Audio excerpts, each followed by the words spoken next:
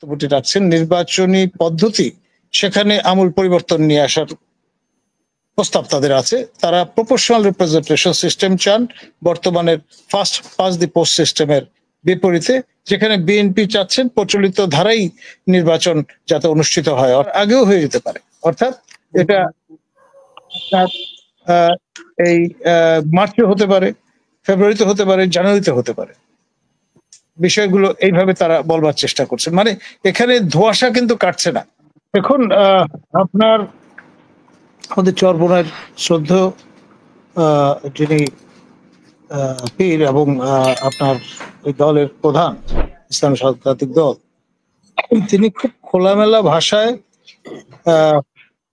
আপনার নিম্নবর্গের মানুষ যেই ভাষা বোঝে সেই ভাষায় নারীদের সম্বোধন করছেন, নারী সমাজকে সম্বোধন করেছেন।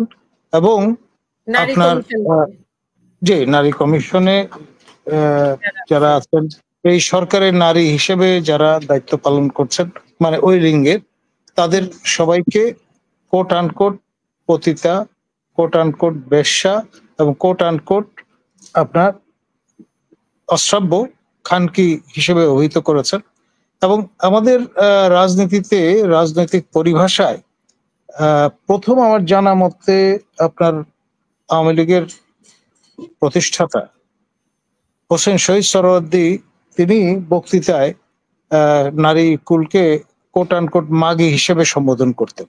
এখন উনি যেহেতু উর্দুভাষী মানুষ ছিলেন, আপনার যারা মেঘে খায় তাদেরকে মাগি বলা হয়, সেই অর্থে হয়তো উনি ভদ্র মহিলা ও না বলে মাগি বলে ফেলেছিলেন, সেটা একরকম।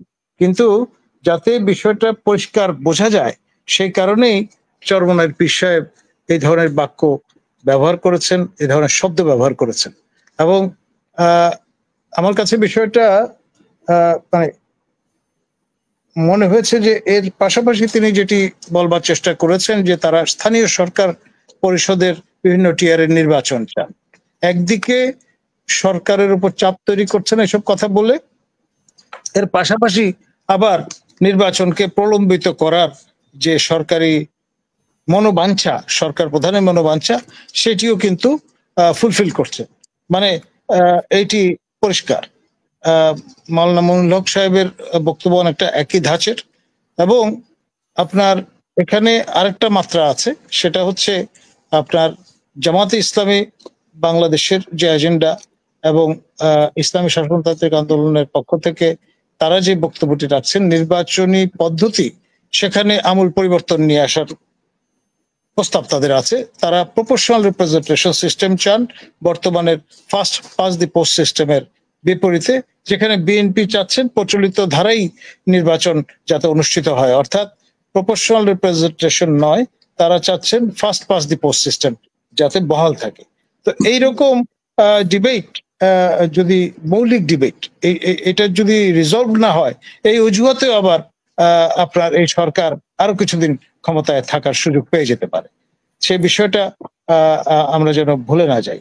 মোট কথা, আপনার ইনোভেশনে এই সরকার সিদ্ধহস্ত এবং নির্বাচন প্রলম্বিত করার জন্য যত রকমের ইনোভেশন পৃথিবীতে থাকতে পারে সবগুলোর আপনার আশ্রয় তারা নেবেন।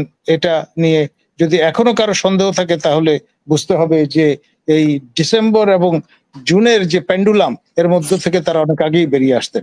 খেয়াল করে দেখেন, সর্বশেষ দৃষ্টান্ত আপনার আমাদের মাননীয় সরকার প্রধান নোবেল লরেট প্রফেসর ইউনূস, তারপর আমাদের সংবিধান সংস্কার কমিটির যিনি প্রধান, আমারই সতীর্থ বন্ধু আলী রিয়াজ, এবং আপনার ডক্টর বদিউল আলম মজুমদার ও মুনির, যিনি সম্প্রতি এসে স্পেশাল অ্যাসিস্ট্যান্ট হিসেবে দায়িত্ব গ্রহণ করেছেন, মুনির হায়দার, এই কয়জন মিলে তারা বৈঠক করলেন, করে যেই সিদ্ধান্তে আসলেন যে ডিসেম্বরেই নির্বাচন হবে, ডিসেম্বরের মধ্যেই, এর বাইরে যাবে না, এই ফ্রেমওয়ার্কের বাইরে যাবে না, তারা জানান দিয়ে দিলেন প্রেসকে রাত 8টার সময়। আবার ঠিক 9টার সময় প্রেস উইং থেকে বলা হলো থুকু ভুল হয়ে গেছে, আসলে এটা ওই জুনই হবে, এর আগে হবে না। আবার আমাদের আইন মাননীয় উপদেষ্টা, আমার অনুজ প্রতিম সহকর্মী, তিনি জানান দিলেন যে মানে জুন বলা হয়েছে, জুন না হয়ে তার আগেও হয়ে যেতে পারে। অর্থাৎ এটা আপনার আহ, এই মার্চে হতে পারে, ফেব্রুয়ারিতে হতে পারে, জানুয়ারিতে হতে পারে।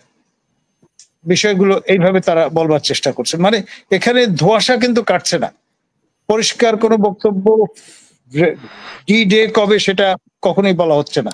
এবং কি ধরনের নির্বাচন হবে, এটা কি গণভোট হবে, আপনার এখানে আপনার গণপরিষদ নির্বাচন হবে না সাধারণ আসনের নির্বাচন হবে, সেটাও কিন্তু বলা হচ্ছে না।